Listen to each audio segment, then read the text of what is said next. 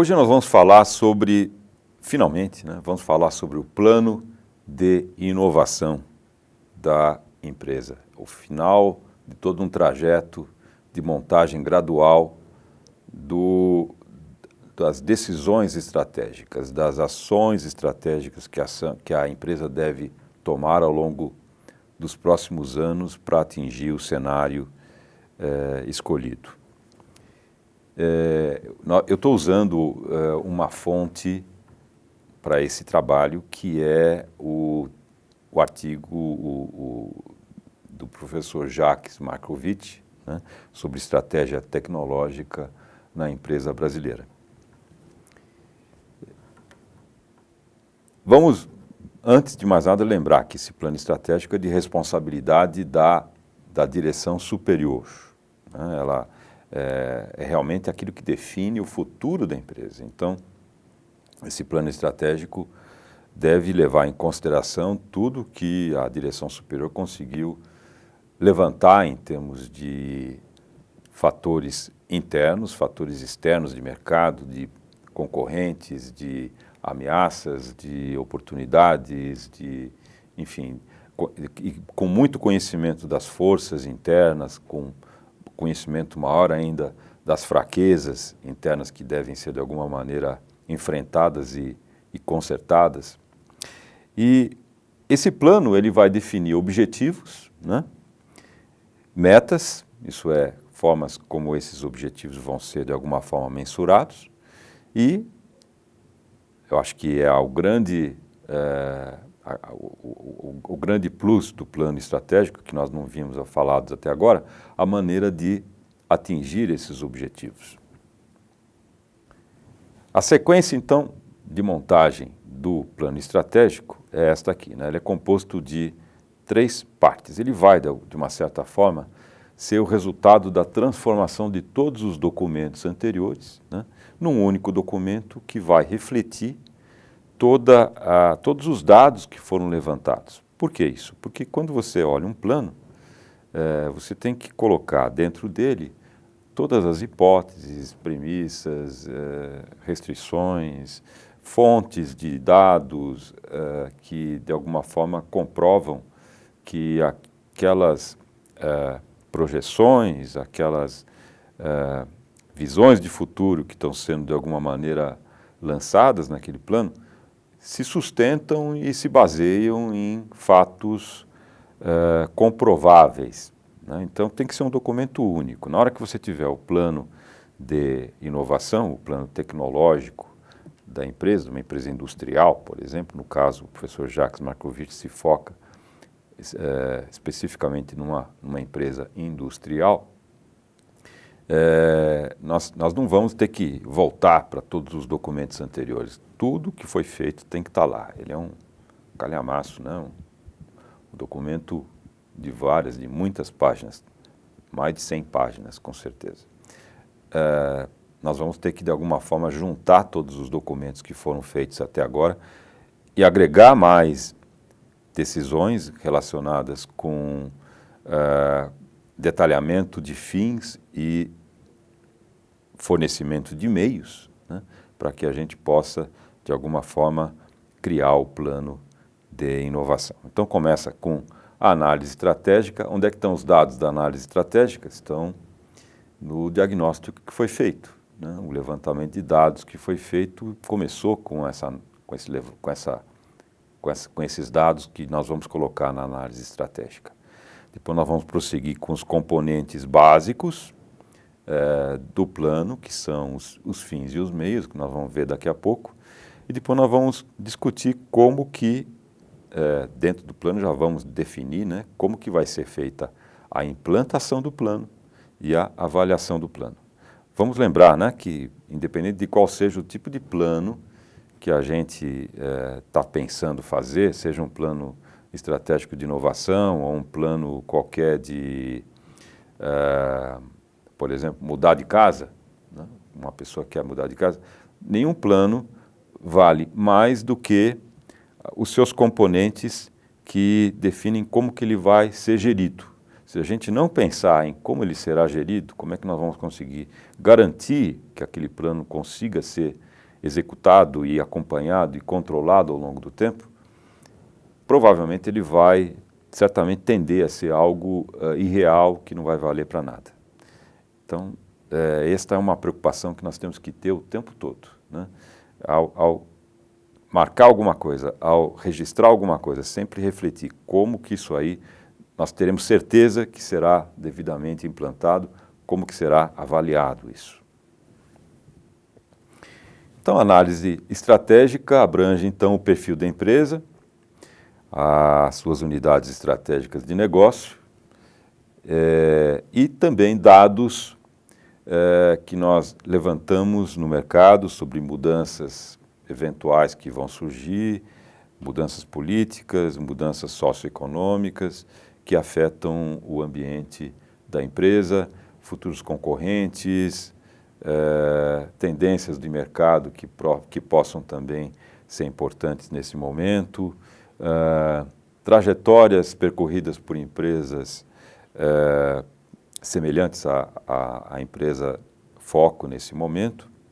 Enfim, dados que simplesmente se preocupam em, de alguma forma, disponibilizar para a etapa seguinte, que é a etapa dos meios e fins, né, uma infinidade de percepções referentes à realidade interna da empresa e à realidade do ambiente socioeconômico que envolve a empresa.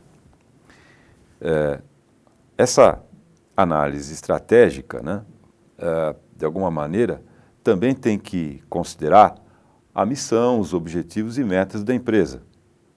Então, ela vai procurar, de alguma forma, também registrar dados que talvez não tenham sido levantados ao longo desse nosso trajeto aqui, nesse curso, mas que certamente a empresa deve ter. Ela deve ter uma ideia de qual é a sua missão, de quais são os seus objetivos, de quais são as metas claras e mensuráveis que ela estabeleceu para si própria e para as suas unidades de negócio, né?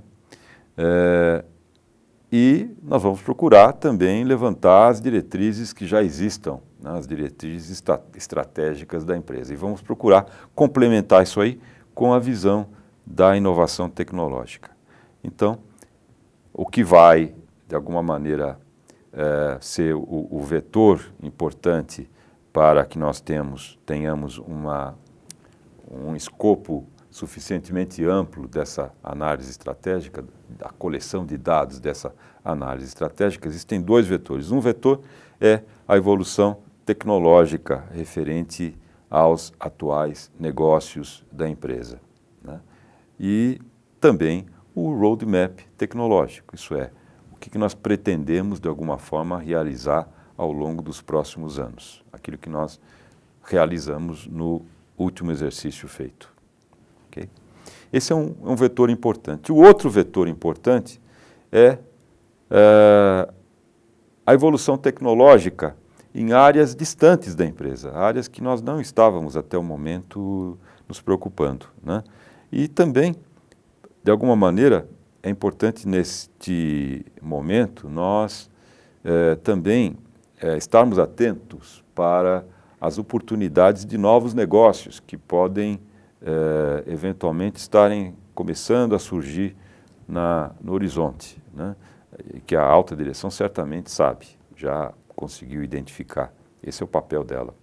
Então, esse outro vetor também é muito importante, né?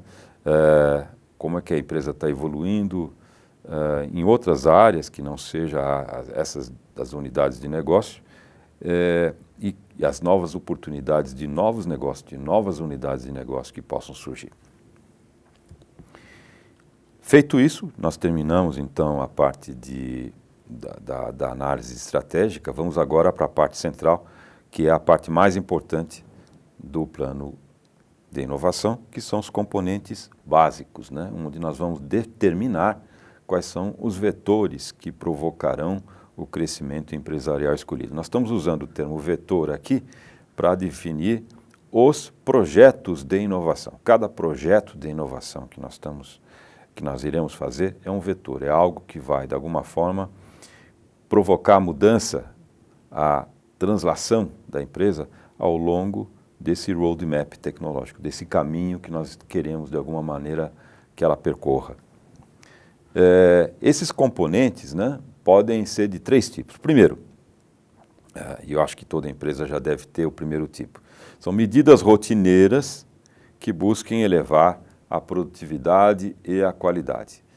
Por exemplo, a implantação de 5S, de tal forma que o ambiente de trabalho seja cada vez mais limpo, mais fácil de ser localizadas o que se deseja, enfim, pequenas medidas rotineiras que são importantes, né? Reuniões de discussão com equipes para, de alguma forma, conseguir auscultar os anseios, né, as ideias. Eventualmente, podemos até colocar dentro dessas medidas rotineiras o hábito de realizar competições de inovação dentro da empresa, de tempo em tempo, né, de forma que ela se habitue a pensar inovação, a ter ideias, a propor mudanças, a se habituar a imaginá-las, a se imaginar de forma diferente. O outro tipo de componente básico são os projetos de inovação em si, né, que vão garantir a tecnologia necessária para a devida modernização do parque tecnológico e a sua eventual expansão para novos negócios, para novos produtos e serviços. Outro tipo de componente básico importante que nós temos que colocar no nosso plano de inovação é um pouco estranho. São ações empreendedoras que nós temos que, apesar de não conhecermos quais são ainda, nós temos que, de alguma forma, já prever que elas terão que ser realizadas, né? Por quê? Porque neste momento atual em que nós estamos fazendo o plano de inovação, a gente ainda desconhece eventuais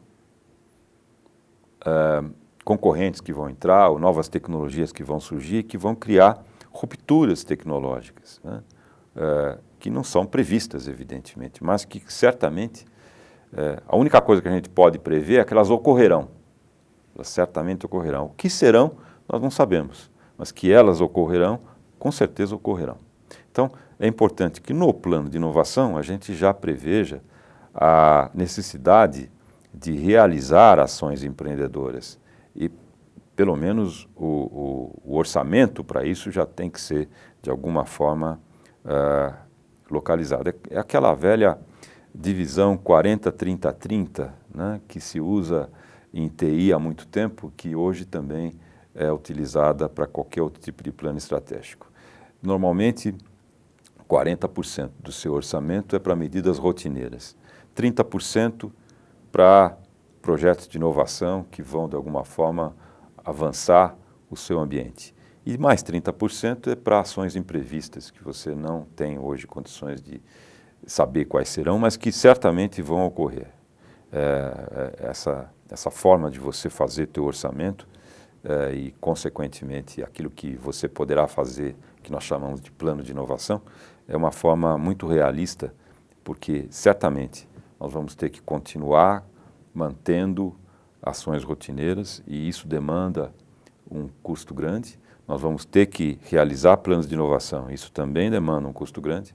E nós vamos ter que nos preparar para enfrentar desafios que hoje nós desconhecemos. Da mesma maneira que nós vamos ter que fazer manutenções imprevistas nos equipamentos, né? Então, nas máquinas, etc. E nós vamos ter que, eventualmente, contratar pessoas para substituírem outros recursos humanos que, eventualmente, adoeçam ou saiam da empresa. Isso é inevitável, são gastos que nós não sabemos quando vão ocorrer, mas que certamente irão ocorrer. Então, essas ações empreendedoras entram neste rol, né, não sei quais são, mas vou, de alguma forma, imaginar que elas terão que ser feitas e vou já prever orçamento para isso. Okay? Não vou imaginar que vai acontecer exatamente o que eu imaginava e nada mais do que aquilo que a gente imaginava, né? Certamente nós vamos ter surpresas ao longo do caminho e essas surpresas não devem nos balançar. Falar, tá vendo? A gente estava esperando alguma surpresa, a surpresa já aconteceu, ainda bem que estamos preparados para, de alguma forma, conseguir, nesse momento, preparar uma força-tarefa que vai enfrentar a maneira de resolver essa ruptura, né? Utilizando esse orçamento que já havia, de alguma forma, sido reservado para isso. Já falei isso antes, vou repetir, um plano precisa ser definido olhando para como será feita a sua gestão. Se você não tiver essa visão de futuro, essa visão de execução dele, imaginando que ele está sendo executado, provavelmente ele vai ser engessado, ele vai ser meramente uma lista de intenções que não conseguirão ser realizadas. Então, primeiro, nós vamos detalhar os fins, isso é, os resultados a serem acompanhados. A gestão está muito focada em resultados, antes de mais nada, né? E esses resultados nós temos que saber de antemão quais são. Então, por exemplo, definição de diretrizes estratégicas da empresa e de suas unidades de negócio. Nós vamos ver daqui a pouco quais são essas diretrizes, né, especificamente. As estratégicas, as tecnológicas e as metas a serem alcançadas na elevação da produtividade e da qualidade. Quais são esses? Além disso, né, nós temos o fomento de novas potencialidades, mediante pesquisa e desenvolvimento da própria empresa ou pela aquisição de tecnologia. Esse é um resultado que nós queremos também.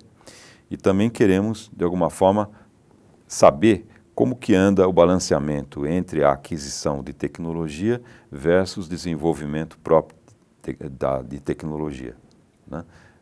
Nós temos que saber a cada momento como é que está esse balanceamento, né? E isso é uma decisão estratégica que foi tomada. Por exemplo, nós vamos dar opção para aquisição de tecnologia e, caso não haja possibilidade de adquirir essa tecnologia, vamos desenvolver internamente. Ou pode ser o contrário, nós vamos tentar primeiro desenvolver uma tecnologia própria, caso não seja possível, aquilo que não tivermos condições de desenvolver internamente, nós vamos adquirir de terceiros, mas não ultrapassando 20% do nosso orçamento, por exemplo. Então, isso tem que ser, de alguma forma, estabelecido no plano e tem que ser acompanhado, né, ao longo da sua implantação. O que essas diretrizes que a gente tinha falado que são os resultados estabelecem? Quais são as tecnologias de base às quais é preciso ter acesso? Por exemplo, no caso do exemplo que nós havíamos comentado quando foi discutido o exercício de montagem do roadmap tecnológico, eu fiz referência a uma empresa fabricante de tubulações que pretendia aumentar o diâmetro máximo que ela conseguia fabricar. E ela ia precisar, então, ter acesso a novas tecnologias para poder aumentar de 15 para 40, depois para 80, depois para 120 centímetros esse diâmetro, né? As tecnologias determinantes a serem internalizadas, aquelas tecnologias que são fundamentais para que realmente você consiga criar e fortalecer a unidade de negócio, né? E que devem ser, de alguma forma, dominadas totalmente, né? E as tecnologias emergentes que podem ser decisivas para o futuro da empresa. Você vai olhar para o cenário externo, vai ter um observatório de inovação, seja interno ou seja acompanhando relatórios de empresas que costumam fazer isso, né, dentro de determinados setores, e vai estar atento àquelas tecnologias que podem ser eventualmente decisivas para o futuro da empresa. Outra forma de ter acesso a essas tecnologias emergentes é participando de feiras, exposições, convenções, congressos setoriais, né, da sua empresa, em que normalmente surgem muitas tecnologias emergentes. Você vai ter que, evidentemente, ter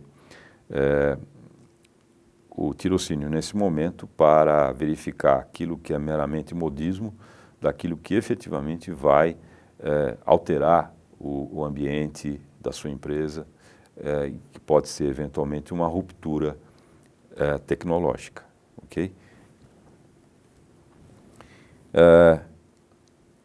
Que mais que são os meios, né? Que mais que nós vamos precisar ter para fazer?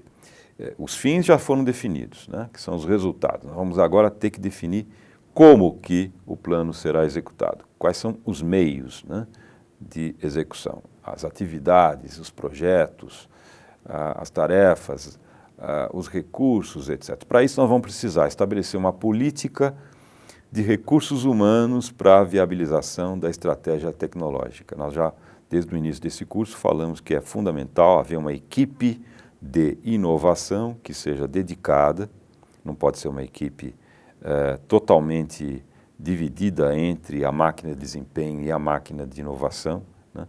Tem que haver realmente um núcleo de inovação totalmente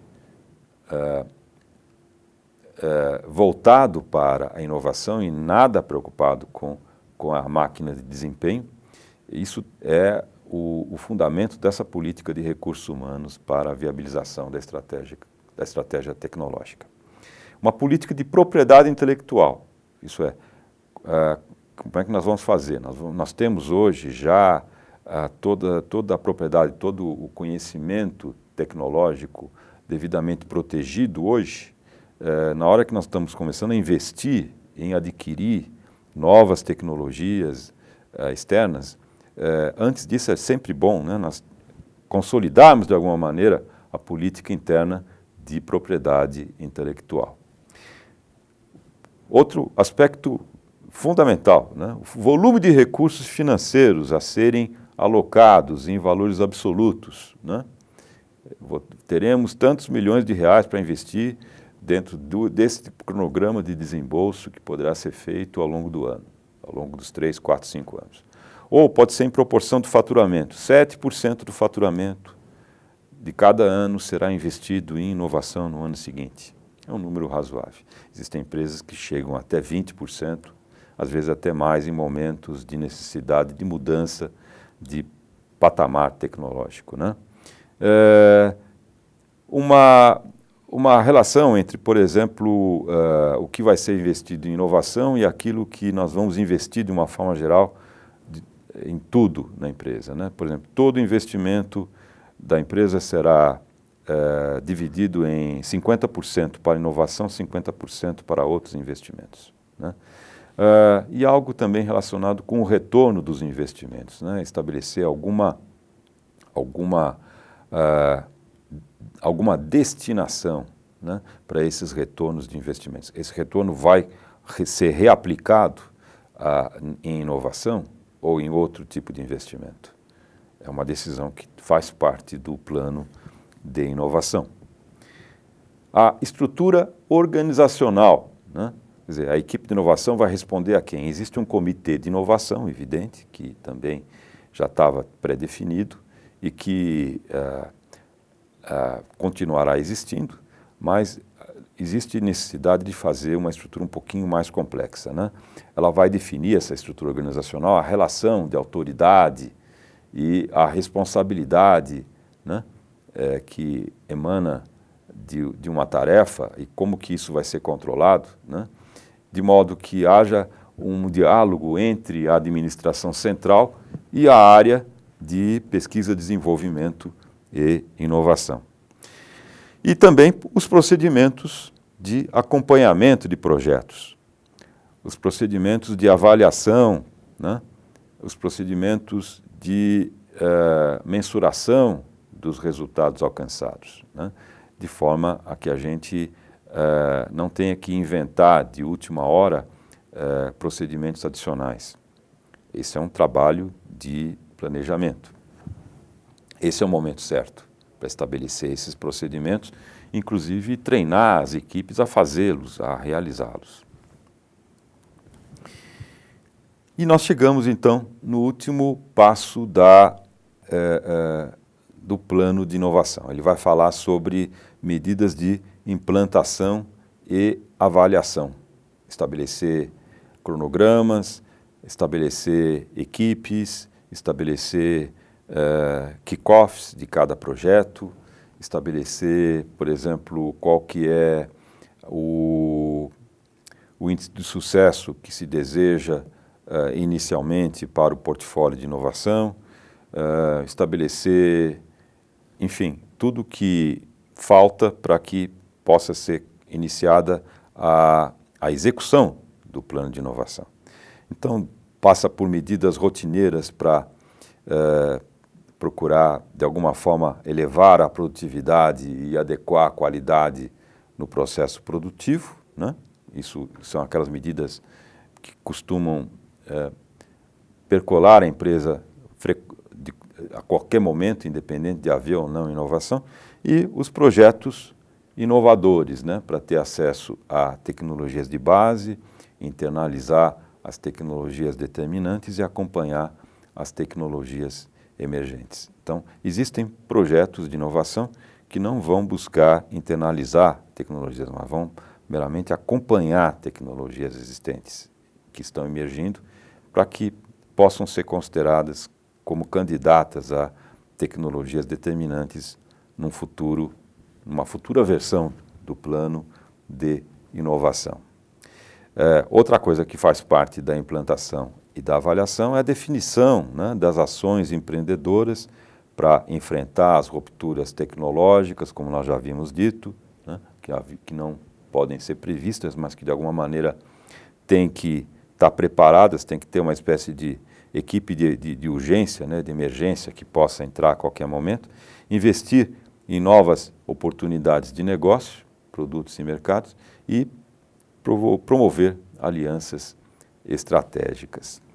Essas são as metas das ações empreendedoras. O resultado da soma de tudo isso é o plano de inovação. Então, vamos resumir o que nós falamos nesse módulo. Nós pegamos todo o conteúdo dos documentos anteriores, o diagnóstico, o cenário, o roadmap tecnológico. Conseguimos agora fazer um detalhamento da viagem que nós vamos fazer, estabelecendo inclusive reservas de recursos para pequenas excursões ao longo do caminho, né? Pequenos passeios ao longo do caminho que não têm relação com o destino final.